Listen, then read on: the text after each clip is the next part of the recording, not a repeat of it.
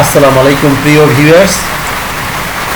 প্রথমেই আমার YouTube channel A1 vision থেকে আপনাকে শুভেচ্ছা জানাচ্ছি। আজকের ক্লাস পিকচার অ্যান্ড শেপস। এই পিকচার অ্যান্ড শেপস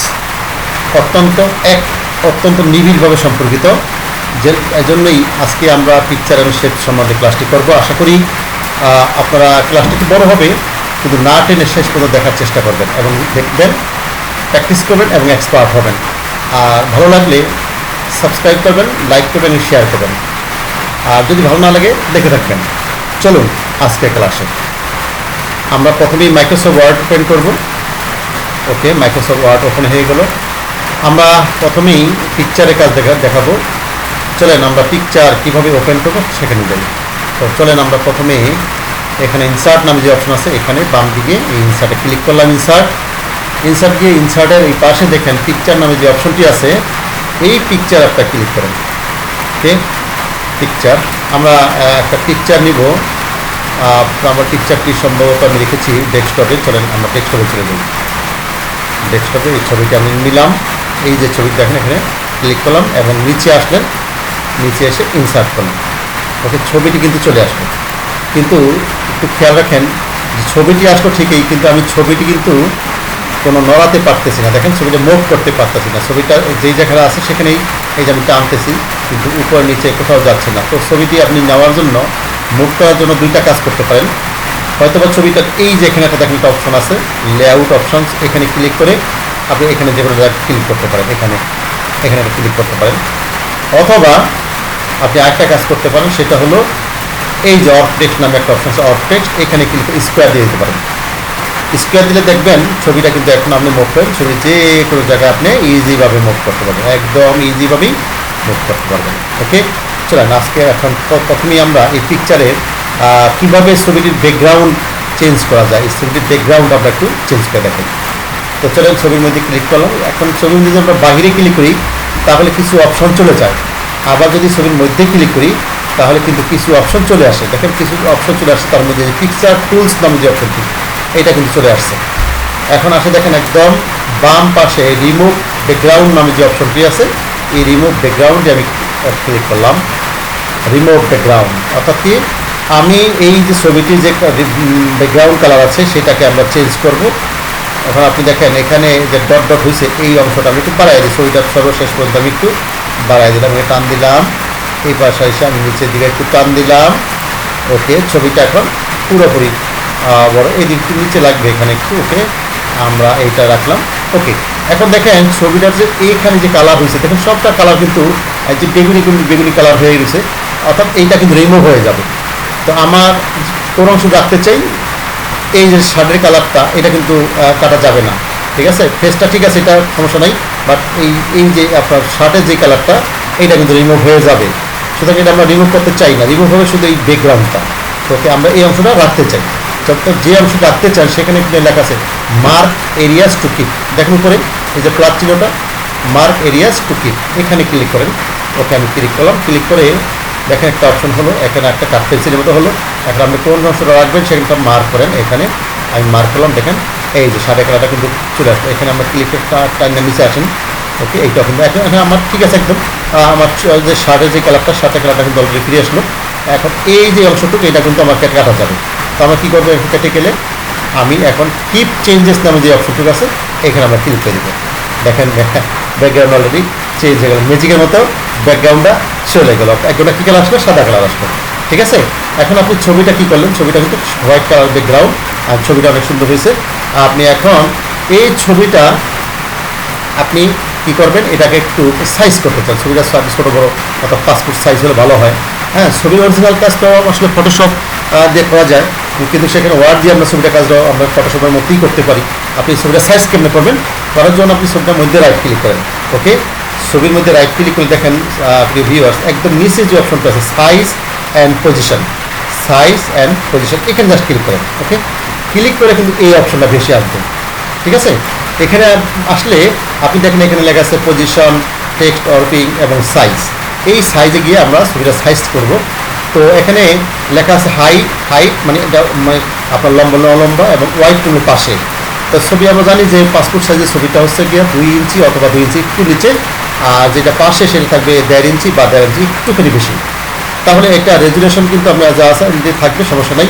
তো আমরা কী করবো, দেখেন একটু বাড়াই, এটাকে যদি বাড়াই, এটা বাড়াতে গেলে কিন্তু দেখেন নিচেরটাও কিন্তু অটো করা, অর্থাৎ নিচেরটা অটোমেটিক বেড়ে যায়। এটা 2 ইঞ্চি আর নিচে আছে 1.6 ইঞ্চি। যদি আপনি এটা নিজের মতো করে করতে চান তাহলে এখানে দুইটা অপশন দেখেন, এই যে নিচে একদম নিচে লক করা আছে, লক এটা বেশি, এটাকে আপনি অফ করে দেন, ঠিক আছে, এটা অফ করে দেন। এখন কিন্তু আপনি যেটা বাড়াবেন সেটাই বাড়বে, যেটা বাড়াইতে চাবেন না সেটা বাড়বে না। তো ওকে, আমি 2 ইঞ্চি বা এখানে দেখেন এখন আমরা কী করে নিই 1.9, আর এটা যদি আমি কমাইতে চাই দেখেন 1.8 বা 1.5, একটুখানি কমটা সমস্যা হবে না। তো ওকে, এইটাই হলো অরিজিনাল পাসপোর্ট সাইজের ছবি। এখন আপনি খেয়াল করেন, জাস্ট ওকে দেন। আপনি ওকে দিলে এখন দেখেন ওকে দেওয়ার সাইজের ছবি একটুখানি বড় হলো, বা পাসপোর্ট সাইজ ছবিটা কমপ্লিট হয়ে গেল। তো প্রিভিয়ার্স, এখন এই ছবিটা তো আপনার ছবিটা বাইর করে প্রিন্ট করবেন মেশিনে প্রিন্ট করার আপনি কেচি দিয়ে ছবি যখন কাটবেন তখন কিন্তু আপনার দেখা যাবে ছবিটা যে পাসপোর্ট সাইজ ছবি, এইটা কোনো কোন অংশ দিয়ে কাটবেন, এটা কিন্তু দেখা যাবে কিছু অংশ ভিতরে ঢুকে গেছে, কিছু বের হয়ে গেছে, কিছু উল্টাপাল্টা হয়ে গেছে। সেক্ষেত্রে আপনি একটা বর্ডার দিলে ভালো হয়। তো ছবির মধ্যে আবার একটা ক্লিক করি, আমি ক্লিক করে দেখেন একটা ফরম্যাট নামে যে অপশনটা আছে এখানে আপনি ক্লিক করেন। ক্লিক করার পর দেখেন এখানে পিকচার বর্ডার নামে যে অপশনটা আছে এখানে জাস্ট ক্লিক করেন, এবং এই যে দেখেন আপনি এখান থেকে আপনি একটা বর্ডার দেন, তো চুজ করে এই যে ওয়েট নামে অপশন এখানে ক্লিক করেন। এখানে যে চিকন থেকে শুরু করে বিভিন্ন সাইজের বর্ডার আছে। তো আমরা যদি পাসপোর্ট সাইজ হালকা চিকন বর্ডার দিলে কিন্তু হয়ে যায়। ওকে, বর্ডারটা হয়ে গেল। বর্ডার দেওয়ার অর্থ এই যাতে ছবিটা আমার কেটে না যায়, ছবিটার নির্দিষ্ট অংশে আমি কাটতে পারলাম, তাহলে ছবিটা হলেও সুন্দর ভালো হইলো। তো ওকে, ছবিটা কিন্তু হলো পাসপোর্ট সাইজ, ঠিক না? এখন আপনি ছবিটা 4 কপি বা 6 কপি 8 কপি 10 কপি করতে পারবেন, কিন্তু আপনি ছবিটা কীভাবে করবেন, ছবিটা একাধিক কপি করবেন কীভাবে? তখন আমি ছবিটার দেখেন আপনি কিবোর্ডের বাম পাশে কন্ট্রোল এবং ডান পাশেও দুইটা কন্ট্রোল আছে, আমি বাম পাশে কন্ট্রোল চারটা ধরলাম, ছবিটা ধরে আপনি কন্ট্রোলটা কিন্তু ছাড়বেন না, কোনো চাপ ধরে রাখবেন।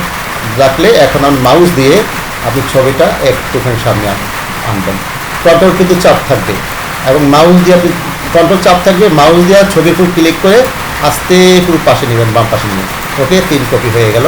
এইভাবে আপনি যতই নেবেন ছবিটা একটু নির্দিষ্ট সুন্দর বসাইবেন, যাতে ছবিটা মাঝে কাটলে দুইটা ছবির এখানে কিছু সাদা অংশ থেকে যায়। ওকে, আপনি দেখেন এখানে এই ছবিগুলো আপনি 4 কপি থেকে 8 কপি কেমনি করবেন, এটা কিন্তু একটা গুরুত্বপূর্ণ একটা কাজ, খেয়াল রাখবেন। 4 কপি থেকে 8 কপি। ওকে, আবার আমি কন্ট্রোল চাপ দিয়ে ধরলাম, একটা ছবি কিন্তু অলরেডি ক্লিক করা আছে, খেয়াল রাখেন একটা ছবি ক্লিক করা আছে, তা একটা ছবি ক্লিক করা থাকতে হবে, মানে মার্ক করা আছে। আমি এখন কন্ট্রোল চাপ দিয়ে ধরলাম, এবং আর কোনো ছাড়া যাবে না। এইবার পাশের ছবিটা একটা ক্লিক করেন, এরপরে আরেকটা ক্লিক করেন, এরপর আরেকটা ক্লিক করেন। কন্ট্রোল আমি ছাড়ি নাই, কন্ট্রোল আমার বাম হাতে চাপ দেওয়া আছে, আর ডান হাতে আমার মাউস। ওকে, আমি বাম হাতে ক্লিক করাই আছে, মানে মাউসের কী বলে আমি কন্ট্রোল চাপ দেওয়া আছে। এখন আমি ছবিটা দেখেন একটা প্লাস চিহ্ন হয়ে গেছে, খেয়াল করেন। এখন মাউস চেপে নিচে আর একটা দুটা নিয়ে আসেন, তার কয় কপি হলো 4 কপি, যেখানে ছাড়বেন বা ছেড়ে দিন। এবার সব ছেড়ে দিলাম, 4 কপি 8 কপি ছবি হয়ে গেল, 4 কপিতে 8 কপি ছবি হয়ে গেল। ওকে, আমি এখন এই ছবিটা দেখবো যে এটাকে আমি কীভাবে এটাকে প্রিন্ট করবো এবং অন্যান্য কাজও করতে পারি। তো যেহেতু আমি পিকচার কাজগুলো প্রিন্টেড আমার কাজ পারবেন, তো আমি নিচের অংশটা এখন ডিলিট করে দিই। এটা ডিলিট করে আমি একটা ছবি রাখি। হ্যাঁ, তো এখন এই ছবিটা আরও কিছু কাজ আমি আপনাদের দেখাতে চাই। খেয়াল করেন, এই ছবিটা আপনি ক্রপ করতে চান, এখন এই ছবিটার মধ্যে আপনি শেপের কথা বলছিলাম, এই শেপের বিভিন্ন কাজ দিতে পারেন। এখন খেয়াল করেন, শেপের জন্য আপনি এখানে ক্লিক করেন, পিকচার টুলস আবার ক্লিক করেন। আমি আবার বলে নিই, ছবির মধ্যে ক্লিক করলে উপরে যে পিকচার টুলস নামে যে অপশনটা, এটা কিন্তু বেশি দেয়। আর যদি ছবির মধ্যে ক্লিক না করেন, দেখেন এখন পিকচার টুলসটা নাই। তো আমি এই পিকচার মধ্যে ক্লিক করলে এই পিকচার টুলসটা কিন্তু আসবে। আসার পরে দেখেন এখানে ক্লিক করেন, ক্লিক করার পর দেখেন অনেকগুলো অপশন আসছে, এখানে অনেকগুলো পিকচার সংক্রান্ত যেই অপশনগুলো সেগুলো বেশি হচ্ছে, যেমন picture border, picture effect, picture layout, এগুলো কিন্তু বেশি হচ্ছে। পাশাপাশি দেখেন এখানে এই যে পাশে দেখেন আপনার ক্রপ নামে একটা অপশন আছে ডান পাশে। হ্যাঁ, এই ক্রপটা আপনি ক্লিক করেন, ক্লিক করার পর দেখেন নিচে আছে ক্রপ টু শেপ। এখানে যাওয়ার পরে আপনি দেখেন এখানে অনেক পদের শেপ আছে। এই শেপগুলো আপনি যে কোনো শেপ ইউজ করতে পারেন এখান থেকে। ওকে, তো আপনি যে কোনো একটা শেপ আপনি চুজ করেন, এখান থেকে কোন শেপটা আমরা পছন্দ যেই শেপটা নেন, এবং আপনি শেপের মতো ধরুন আপনি এই শেপটা নিলাম, নেওয়ার পর দেখেন এই যে হার্টের মতো শেপটা আকার ধারণ করলো। আপনি এখানে টানবেন, সেটা সমস্যা নেই, এদিকে ছবিটা টাইমে বড় করতে পারবেন। হ্যাঁ, এদিকে ছবি বড় করতে পারবেন। তবে একটা কথা বলে রাখি প্রিয় ভিউয়ার্স, যখন আপনি ছবি ছোট বড় করবেন, ছবিটা ছোট বড় করবেন, খবরদার এই ছবির যে মাঝে দুই কোণার মাঝে দেখেন যেই ডট আছে, এটা কিন্তু টান্না বড় করবেন না, তাহলে ছবির সাইজটা নষ্ট হয়ে যাবে। ঠিক আছে, তো কী করবেন তখন, ছবির এই মাঝে কখনো টানবেন না, এই মাঝে কখনো টানবেন না, এই মাঝে কখনো টানবেন না। ছবি টানতে হলে, বড় করতে হলে অবশ্যই কর্নারে গিয়ে আপনি টানবেন, ছবিটা সব দিকে বড় হবে, ছবিটা কোনো আপনার সাইজটা নষ্ট হবে না। দেখেন এই যে আমি যদি কর্নারে গিয়ে ছোটো বড় করলাম, ছবি কিন্তু নষ্ট হবে না। হ্যাঁ, একটু খেয়াল করতে হবে যে আমি টাইনার একদম কোনাটা এবার ধরবো।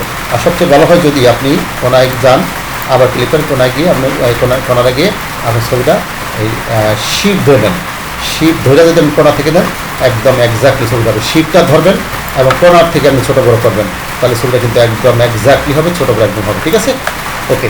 এখন আপনি খেয়াল করেন যে এই যে আপনি হার্টের অর্থাৎ লাভের যে চিহ্নটা দিচ্ছেন, এই চিহ্নটা আপনি এটা আপনি ব্যাকগ্রাউন্ড, এটাকে আপনি এটা কী বলে, এটা লাইন করতে চান এখানে। সেটা হচ্ছে যে পিকচার বর্ডারটা, এই বর্ডারটা আপনি দিতে চান, একটা বর্ডার দিতে পারেন এখানে। ওকে, বর্ডার দিলেন। এই বর্ডার যদি আপনি কালারের প্রয়োজন মনে হয়, তাহলে আপনার পিকচার কালারও করতে পারবেন এখান থেকে। পিকচার বর্ডার আপনি খেয়াল করেন, এখান থেকে কিন্তু আপনার কালার দিতে পারবেন। সেটা কালারের জন্য আপনি এখানে ক্লিক করেন, এখানে নিচে কিন্তু কালার আছে, এই যে কালার। ঠিক আছে, তো ওকে। এখন ধরুন এই একটা ছবি হলো, আমি আরেকটা ছবি নেব। খেয়াল করতে আমরা আরেকটা ছবি করতে গেলে কী করতে হবে, ঠিক আমরা টুলসে যাবো, টুলসে গিয়ে আমি ছবিটা আবার আরেকটা ছবি করলাম, পাশাপাশি দুটো ছবি রাখলাম এইভাবে। ঠিক আছে, এখন আপনি দেখেন এই ছবি দুইটা কিন্তু আমি জোড়া দিয়ে দিই, যে এখন দেখেন ছবি কিন্তু জোড়া না, এই একটা একটা গেলে একটা রেখে যায়, একটা চলে যায়। তা আমি যদি দুইটা ছবিকে জোড়া দিয়ে দিই, তাহলে কিন্তু দেখা যাবে যে ছবি দুইটা পাশাপাশি থাকবে, কিন্তু যখন আমি একটা টান দিব তখন আরেকটা যাবে। কেমনি সেটা, তো একটা ছবির মধ্যে আমি আগে সিলেক্ট করলাম, এবার আমি কন্ট্রোল চাপ দিয়ে ধরলাম এবং পাশে আরেকটা ছবির মধ্যে আমি এখানে ক্লিক করলাম। এখন দেখেন দুইটা ছবি কিন্তু সিলেক্ট করা আছে। এখন আপনি কী করবেন, টুলস উপরে পিকচার টুলস দেখেন, এখানে যান, যাওয়ার পর দেখেন এইখানে যে অপশনটা দেখা যায় এখানে, ওকে, এখানে ক্লিক করেন, গ্রুপ নামে যে অপশনটা আছে এটা গ্রুপ হয়ে গেল, ক্লিক করেন গ্রুপে।